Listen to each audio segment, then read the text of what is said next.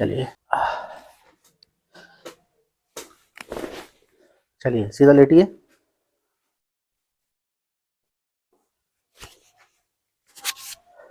चलो ढीला छोड़ना।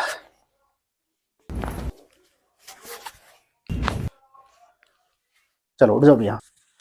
मेरे पास विशाल सैनी जी है। विशाल सैनी जी एक पावर लिफ्टर है। जी। तो ये अपनी बैक के इश्यूज को लेके मेरे पास आए थे, तो अभी पूछते हैं भैया से कैसा भैया, अभी बैक पेन तो नहीं है अभी? अब तो नहीं है फिलहाल, अब तो काफी हल्का हो रहा है। काफी हल्का हो रहा है। एक बार जी। खड़े होकर देख लीजिए किस पोस्चर में आपको दर्द आ रहा था। मेरे इस पोजीशन में आ रहा था झुकने पर। अच्छा अच्छा, अब अभी हल्का है। ठीक है ना? हाँ अब ठीक है चलिए फिलहाल। ठीक है भैया, ओके, जी। Thank you.